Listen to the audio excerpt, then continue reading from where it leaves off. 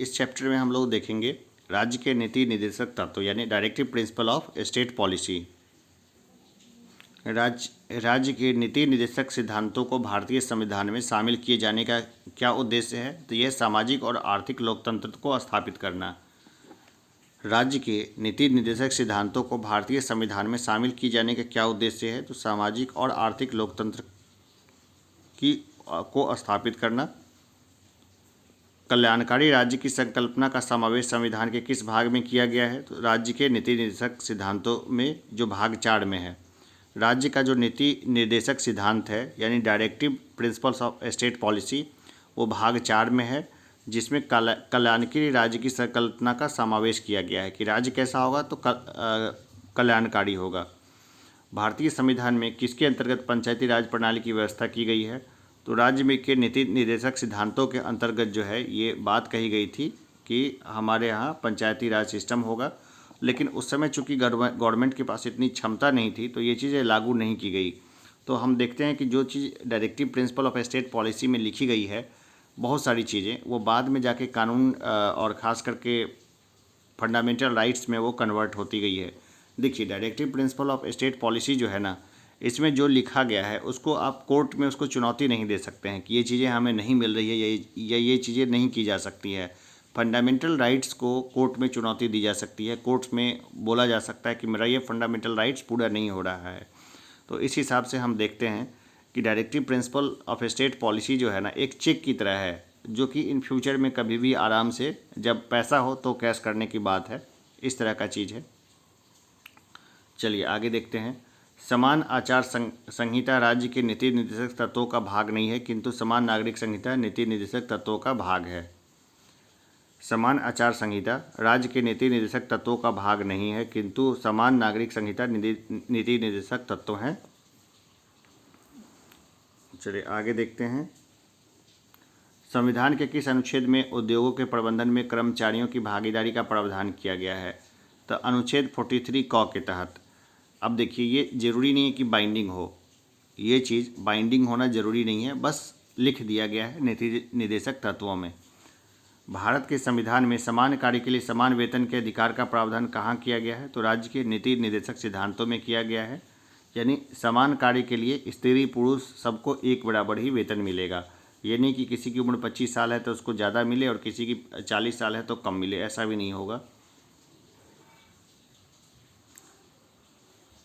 अब देखते हैं, पुरुषों और स्त्रियों दोनों का समान कार्य के लिए समान वेतन राज्य के नीति के निर्देशक तत्वों में निहित है, यानी स्त्री और पुरुष को समान वेतन दिया जाएगा। राज्य के नीति निर्देशक सिद्धांत एक ऐसा चेक है जो बैंक की सुविधा अनुसार अदा किया जाता है। यह कथन किसका है? तो ये कथन है केटी शाह का। देखिए, अभी अभी जो जस्ट मैंने बोला है तो वो यही है, यही बात बोला था केटी शाह ने। और भी देखिए कि नीति निर्देशक सिद्धांत वाद योग्य नहीं है, यानी नीति निर्देशक सिद्धांत के ऊपर में कोई कोर्ट में केस नहीं किया जा सकता है। अब कुछ नीति निर्देशक तत्व से संबंधित महत्वपूर्ण अनुच्छेद को हम लोग देख लेते हैं, एक एक करके देखेंगे यहीं से सारे अनुच्छेद को। तो देखते हैं अनुच्छेद 36, 12 से 35 तक तो मूल अधिकार है, फिर 36 से जो है वो हमारा directive principle of state policy यानी राज्य के नीति निर्देशक सिद्धांत शुरू हो जाते हैं। अनुच्छेद 36 देखते हैं, नीति निर्देशक तत्वों के संदर्भ में राज्य की परिभाषा। अनुच्छेद 36 जो है उसमें क्या है? नीति निर्देशक तत्वों के संदर्भ में राज्य की परिभाषा है। अनुच्छेद 37 है और न्यायालय द्वारा परिवर्तनीय न होना, ये बात कही गई है, अनुच्छेद में ही लिख दी गई है कि भाई इसको लेकर के आप कोर्ट नहीं जा सकते हैं।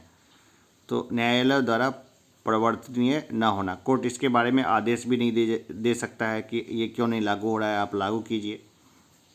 देखिए, इसका सबसे बड़ा फ़ायदा होता है पॉलिटिकल पार्टीज़ को, ठीक है ना। नीति निर्देशक सिद्धांत वो माने या ना माने ये उनके मन पर निर्भर करता है, लेकिन एक तरह से पॉलिटिकल पार्टीज़ के लिए गाइडलाइन है कि राज्य के नीति निर्देशक सिद्धांत जो है ना, उसी को पढ़ के भले उसको नहीं लागू कराए लेकिन वो चुनाव जीत जाती हैं, ठीक है ना। और नीति निर्देशक सिद्धांत के खिलाफ भी कोई नहीं जाता क्योंकि उसको इलेक्शंस में काफ़ी नुकसान होने का डर रहता है। अनुच्छेद 38 को देखें तो लोक कल्याण की अभिवृद्धि के लिए सामाजिक व्यवस्था बनाना, लोक कल्याण की अभिवृद्धि के लिए सामाजिक व्यवस्था बनाना, ये 38 में है। अनुच्छेद 38(2) में है आय की असमानताओं को कम करने का प्रयास करना। भाई अब तो आय की असमानता बढ़ती जा रही है, तो कम करने का प्रयास करना। अब कोर्ट में इसको चैलेंज तो किया नहीं जा सकता है, तो क्या होगा? कुछ नहीं होगा। चलिए आगे बढ़ते हैं। अनुच्छेद 39 क को देखते हैं। निःशुल्क विधिक सहायता उपलब्ध कराना। अगर कोई गरीबी है, गरीबी रेखा से नीचे है, तो उसको जो है निःशुल्क विधिक सहायता उपलब्ध कराया जाना। अनुच्छेद 39 ख को देखें तो समुदाय के भौतिक संसाधनों का स्वामित्व व नियंत्रण इस प्रकार हो जिससे सामूहिक हितों का सर्वोत्तम रूप प्राप्ति हो। चलिए आगे देखते हैं। अनुच्छेद 39 घ को देखते हैं। पुरुषों व स्त्रियों दोनों को समान कार्य के लिए समान वेतन। पुरुषों व स्त्रियों दोनों को समान कार्य के लिए समान वेतन। अनुच्छेद 39 र को देखें। पुरुषों और स्त्री कर्मकारों के स्वास्थ्य व शक्ति तथा बालकों की सुकुमार अवस्था का दुरुपयोग न हो। अनुच्छेद 39 घ देखिए, पुरुषों व स्त्रियों को समान कार्य के लिए समान वेतन। और अनुच्छेद र में देखें, पुरुष और स्त्री कर्मकारों के स्वास्थ्य व शक्ति का तथा बालकों की सुकुमार अवस्था का दुरुपयोग न हो।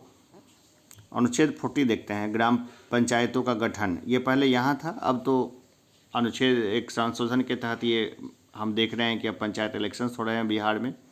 अनुच्छेद 41 को देखें तो कुछ दशाओं में काम, शिक्षा व लोक सहायता पाने का अधिकार। अनुच्छेद 42 को देखें तो काम की न्याय संगत व मानवोचित दशाएं तथा प्रसूति सहायता। अनुच्छेद 43 को देखें तो कर्मकारों के लिए निर्वाह मजदूरी। मूल अधिकार कानूनी रूप से मान्य है, जबकि नीति निर्देशक तत्व नैतिक एवं राजनीतिक मान्यता प्राप्त है। भाई नैतिक रूप से जो है ये बहुत महत्वपूर्ण है। अब देखते हैं अनुच्छेद 43 का। ये उद्योगों के प्रबंधन में कर्मकारों का भाग लेना इसको सुनिश्चित करता है। अनुच्छेद 43 का सहकारी समितियों के स्वैच्छिक गठन, स्वायत्त संचालन, लोकतांत्रिक नियंत्रण तथा व्यावसायिक प्रबंधन को बढ़ावा देना। अनुच्छेद 44 सभी नागरिकों के लिए एक समान नागरिक संहिता। अनुच्छेद 45 6 वर्ष से कम आयु के बच्चों के लिए निःशुल्क व अनिवार्य शिक्षा का प्रावधान। अनुच्छेद 46 कहता है SC/ST दुर्बल वर्गों के शैक्षिक व आर्थिक हितों की अभिवृद्धि। अनुच्छेद 47 कहता है पोषास्तर स्तर और जीवन स्तर तक लोक स्वास्थ्य में सुधार तथा हानिकारक नशीले पदार्थों के उपभोग पर प्रतिबंध। अनुच्छेद 48 कहता है गायों, बछड़ों तथा अन्य दुधारू पशुओं के वध पर प्रतिबंध एवं उनकी नस्लों में सुधार के प्रयास। अनुच्छेद 48 कहता है कृषि और पशुपालन में आधुनिक और वैज्ञानिक प्रणालियों का प्रयोग करना। अनुच्छेद 48 क कहता है पर्यावरण का संरक्षण व संवर्धन और वन तथा वन जीवों की रक्षा। अनुच्छेद 49 कहता है राष्ट्रीय महत्व के कलात्मक या ऐतिहासिक अभिरुचि वाले स्मारकों या स्थानों या वस्तुओं का संरक्षण करना। अनुच्छेद 50 कहता है कार्यपालिका से न्यायपालिका का पृथक्करण। अनुच्छेद 51 कहता है अंतर्राष्ट्रीय शांति व सुरक्षा की अभिवृद्धि। तो राज्य के नीति निर्देशक सिद्धांत से जो है प्रश्न है, अभी तक इतने ही प्रश्न हैं जो आए हुए हैं, जो अभी हमने देखा है 20 ईयर्स में इतने ही प्रश्न आए हैं। तो इसको बहुत ज़्यादा डिटेल में पढ़ने की आवश्यकता नहीं है, लेकिन इसके नोट्स को देखना, समझना और सीख लेना जो है वो बहुत बेस्ट है। तो इसलिए हम इसको अच्छे से एक बार और देखेंगे। और जिन लोगों को GS1 GS2 या PSIR में प्राप्त करना हो अपना, वो चाहे तो ज्वाइन बटन से ज्वाइन कर सकते हैं, या अन्यथा उनको ज़्यादा समस्या हो तो मुझे व्हाट्सअप कर सकते हैं कि अगर वो भी पे ना करना चाहें तो ये कोई ज़रूरी नहीं है। चलिए अभी के लिए इतना ही। धन्यवाद।